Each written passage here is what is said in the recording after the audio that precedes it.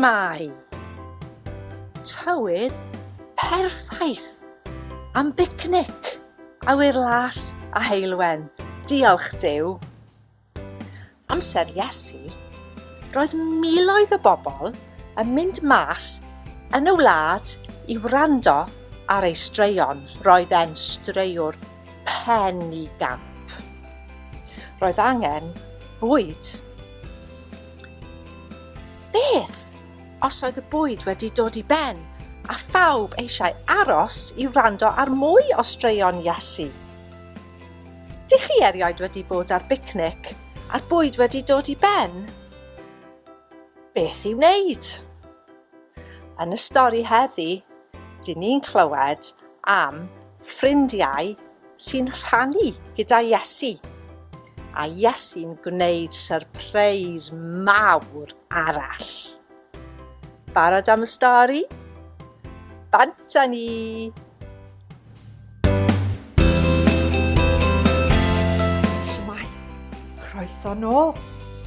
Mae'r stori dydi heddi o'r Beibl. A mae'r Beibl wedi cael ei rhannu mewn dau hanner. Yr Hen Testament a'r Testament Newydd. A mae'r stori sydd dyfu heddi o'r Testament Newydd. Nawr mae'r stori yn dechrau gyda bachgen. Nawr, dyn ni ddim yn gwybod beth yw enw'r bachgen yma. Mae'r Beibl ddim yn dweud. Ond dwi'n mynd i galw'r bachgen yn Jack. Nawr mae Jack yn mynd allan o am y dydd. Mae wedi clywed am y dyn yma o'r enw Iesu. Ac oedd Iesu yn mynd o gwmpas ac oedd e'n dweud storïau, oedd e'n gwellhau pobl oedd yn dost, oedd e'n neud nhw'n well, oedd e wedi wneud dyn oedd ddim gallu gweld, oedd e wedi rhoi dwylo fel hyn, ac oedd y dyn gallu gweld. Ac oedd pawb wedi clywed am y dyn yma o'r enw Iesu. Ac oedd Jack eisiau mynd i weld e. Felly dyma mam Jack yn paratoi cinio i Jack. Nawr, faint ohonoch chi sydd yn mynd a cinio i'r ysgol mewn bag bach falle? A dyma beth mae Jack yn neud. Mae'n mynd â'i cinio mewn bag falle ni ddim yn gwybod ac yn mynd i clywed y straeon oedd Iesu yn dweud. Nawr, yn y bag roedd yna 5 darn o fara a 2 pysgodyn. Mae'n swniodd bach fel falle brechdan tiwna. Byddwn ni wedi cael heddi. Felly dyma Jack yn mynd ac mae Iesu yn dysgu ac yn gwellhau pobl trwy'r dydd. Ac oedd y dydd yn mynd ymlaen. Ac yn sydyn, dyma nhw'n sylweddoli, dyw neb wedi cael bwyd trwy'r dydd. Felly dyma Iesu yn troi i'w ffrindiau, i'w disgyblion a dweud, wel, bydd rhaid i chi bwyd o'r pobl yma. Chi'n gwybod faint o bobl oedd yna? Oedd 5,000 o ddynion. Dyna beth mae'r Beibl yn dweud. 5,000 o ddynion yn y torf mawr fan hyn. Roedd ddim yn sôn am menywod a'r plant hefyd. Felly roedd y lot o bobl yn y dorf.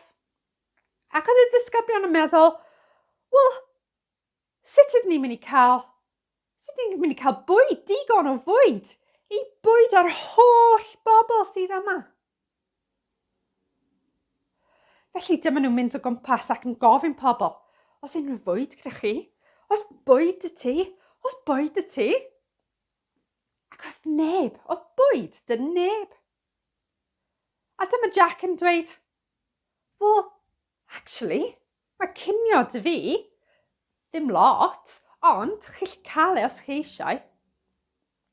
A dyma disgyblion yn edrych ar y bag, 5 darn o fara a 2 pysgodyn. Beth ydyn nhw'n mynd i wneud? Mae'n ddim yn mynd i bwyd o 5,000, wel, dros 5,000 o bobl. Ond dyma nhw'n mynd â'r bag i Iesu. A mae Iesu'n edrych ar y bwyd ac yn dweud diolch i Dduw am y bwyd yma. A mae'n dechrau torri'r bwyd a rhoi'r bwyd i mewn i fasgedi. A mae disgyblion yn mynd ar fasgedi o gwmpas pawb. A mae pawb yn cymryd y bara a'r pysgod ac yn bwyta.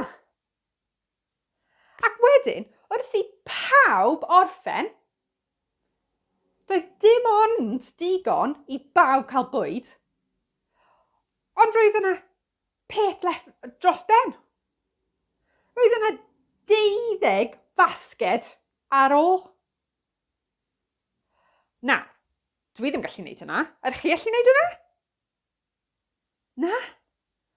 Oedd Iesu wedi wneud gwyrth. Gwyrth mawr. Bwyd o'r holl bobl yma o 50 o fara a 2 pysgoden. Wedi bwydo pawb gyda lot dros ben hefyd. Nawr, falle, ych chi'n meddwl, wel, dim yn person bach ydw i. Dwi ddim yn gallu wneud lot. Dwi ddim yn gallu gwneud gwahaniaeth i'r byd, i'r teulu, i Iesu, i unrhyw beth. Ond dyw hwnna ddim yn wir. Edrych ar beth o Jack wedi wneud. Gyda'i cinio. Dyna gyd. 50 o fara, 2 pysgoden. Dyna gyd. Oedd e ddim lot o gwbl. Ond mae Iesu yn gallu wneud gwirthoedd.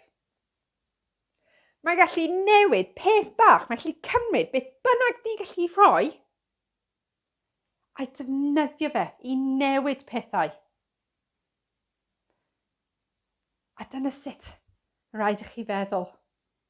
Does dim ots pa mor fach ydych chi, neu pa mor ifanc ydych chi, chi'n gallu wneud gwahaniaeth. Gallu wneud gwahaniaeth nawr, heddi, i falle un o'ch ffrindiau chi. Gallu wneud rhywbeth caredig. Gallu dweud rhywbeth caredig iddyn nhw. A gallu newid eu diwrnod nhw. Falle bod nhw'n drist a gallu wneud nhw'n hapus. Chi gallu helpu eich athrawon yn yr ysgol. Wrth fod yn weithgar, wrth ateb cwestiynau, wrth bihafio'n dda. Does dim ots pa mor fach ydych chi, neu pa mor ifanc ydych chi. Chi'n gallu wneud gwahaniaeth. Waw! Dyna newyddion da. I ni i gyd yn gallu wneud pethau arbennig, bob un ohono ni. I ni gyd yn gallu rhannu. Ac yn fwy na hynny, pan i ni'n dod â phethau da i Iesu, mae e'n gwneud gwirthiau rhyfeddol. Diolch Dduw. Dwi'n meddwl amser da i weddio nawr.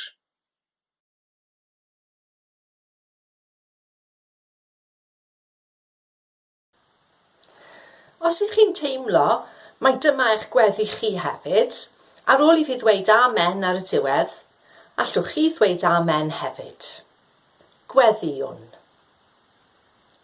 Arglwydd Dduw, diolch am y stori, am y bachgen yn rhannu ei bicnic. Diolch am Iesu yn lluosogi y bwyd fel bod digon i bawb.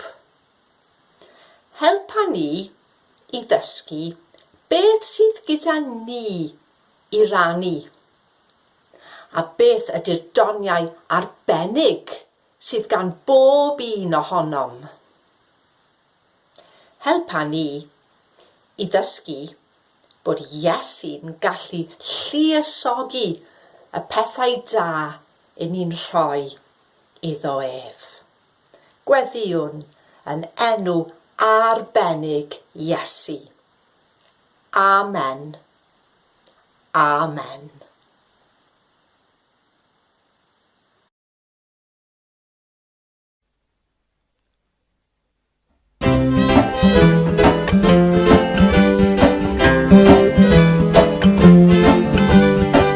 Bop, shoo-a-dee-wah, bop, shoo-a-dee-wah, bop, shoo-a-dee-wah.